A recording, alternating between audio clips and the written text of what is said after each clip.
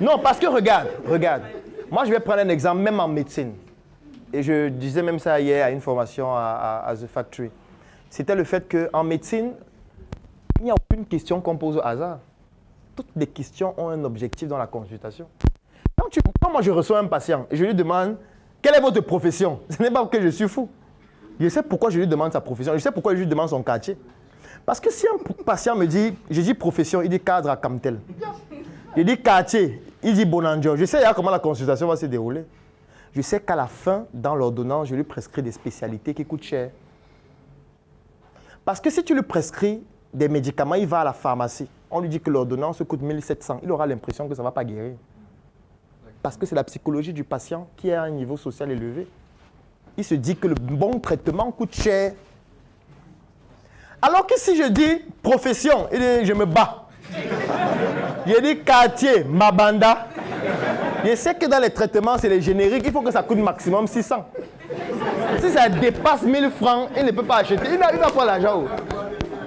Parce que si tu ne prends pas en compte ça et tu lui prescris une ordonnance qui fait 15 000, ça veut dire que tu sais toi-même qu'il ne va pas acheter. Il va prendre où? Donc quand je pose la question sur la profession, sur le quartier, c'est parce que je sais où je vais. L'avocat doit faire pareil. Quelqu'un ne peut pas venir te dire que je viens là pour un meurtre. Il doit savoir le meurtre de qui. Si tu me dis que tu as tué, je ne sais pas, Fosso Victor, là, ça veut dire que peut-être tu as tué, tu as pris beaucoup d'argent, tu as fui dans les honoraires, 6 millions. Oui, c'est comme ça.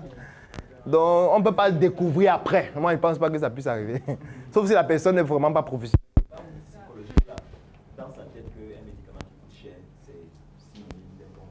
Oui. Est-ce que selon Ce n'est pas forcément la réalité, mais étant donné que l'être humain est biopsychosocial, vous savez que son état psychologique a un impact sur sa santé, ça peut vraiment avoir un effet. Parce que pour que quelqu'un puisse avoir une thérapie qui fonctionne, il faut d'abord qu'il croie que ça fonctionne. C'est un effet psychologique. C'est ça même qu'on appelle aussi l'effet placebo en médecine. Donc, un patient, je prends un exemple. Quand moi je fais un événement comme celui-ci, je mets gratuit, je connais le type de personnes qui ne viendraient jamais. Il y a des gens qui ne viendraient jamais tant que c'est gratuit. Jamais. Dès qu'ils voient gratuit, ils ne viennent pas. Dès qu'ils voient 600 000, ils demandent est-ce que je peux avoir une réduction? Ou ils viennent spontanément. En fonction du type d'événement qu'on organise, on sait qui va venir.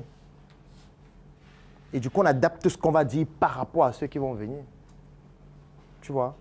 Parce qu'il y a des gens qui estiment que quand c'est gratuit, ça n'a pas de valeur. Il y a des gens qui estiment que quand c'est 10 000, alors c'est pas ça. Mais quand c'est 500 000, là, ça commence à devenir intéressant. Même si c'est le même contenu. Oui, même si c'est le même contenu. Moi, j'ai déjà eu à faire ça. J'ai déjà eu à faire un événement gratuit, un événement à 10 000, un événement à 100 000, un événement à 500 000. Les contenus sont les mêmes. Et les gens viennent. Et ils sont satisfaits tous à la fin. Que non, c'était trop pertinent. Ouh, magnifique, extraordinaire. Il a payé 500 000 alors que le même qui ont venu gratuitement. Que lui, il a une valeur émotionnelle liée au fait qu'il a payé. Bon, je prends l'exemple. Quand tu payes 15 000 à touristes, 3 000 ou 4 000 dans une autre agence. Est-ce que vous êtes au même endroit, non? Mais ça, c'est la même chose. Il y a des gens qui vont vouloir te faire comprendre qu'il a voyagé à touristique. Il y a des gens que quand il est dans l'avion de Cameco, il se filme beaucoup là. Il se filme. Il fait un peu que son billet sorte là, son passeport. Alors qu'on n'a même pas besoin du passeport pour voyager. Mais il te dit que bon, je sors de Yaoundé là. C'est vrai qu'à Cameco, ils sont trop lents. Il a glissé ce qu'il voulait dire. Tu vois? Après, tu vas dire que, mais comment ils sont là? Ah, tu dis, le voyage, le vol, c'était à 12h. Je suis arrivé là, mais ils ont trop traîné. On est quitté à 12h15. Tu dis que, mais et le problème, c'est quoi? Mais il y a un problème, il voulait te faire comprendre qu'il a pris quand même. C'est ça le problème. C'est ça? Oui.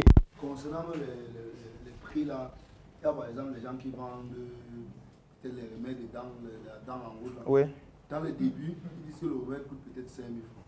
Dans le début, ils disent qu'il a que 10 flacons. Oui. Quand les gens, quand il a 10 flacons, il y a qui voulait, mais que les moyens étaient plus difficiles. Est-ce que, bon, il va encore réduire, il paye maintenant les 2 000, qui a 3 000. Mais il y a encore 10 flacons ou 3 000. On regarde les 3000 finis. Est-ce qu'il y a des gens qui avaient la volonté? Mais qui n'ont pas l'argent. Avec les gars, est-ce que vous voulez qu'on l'aide aussi? Oui, qui n'ont rien. Déjà, si tu comptes les doigts, c'est 15 personnes. Vous savez que moi, c'est pas moi qui ai l'imprimante ou bien le machin. C'est trop 5 000 francs ou 500. Avec il y a 500, bon. Regarde le plastique. Avec il y a 500, tu donnes 10 dollars. C'est le produit. Les mêmes produits de 5 000. On l'a vendu à 500. Ceux qui vendent dans les bus, là, c'est ce qu'ils font tout le temps. Tout le temps. Ils font ça tout le temps. Donc, c'est pour dire que, même en tant qu'entrepreneur, ce sont des éléments que vous devez prendre en compte. Influence sur les attitudes et les comportements de vos clients. Être stoïque, c'est difficile. C'est très difficile. Parce que lorsqu'on voit quelqu'un en difficulté, on veut toujours l'aider. Lorsqu'on vit une situation, on dit qu'on aurait pu l'échapper, alors que parfois on n'aurait pas pu. Donc, il est question que chacun puisse se dire désormais, face aux situations, voilà comment j'agis, voilà comment je me comporte. Parce que c'est la seule chose que vous pouvez contrôler.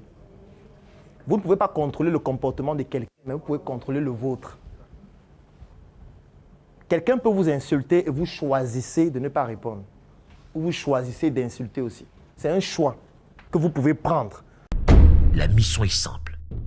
Voici une arme capable de changer le mindset du continent africain.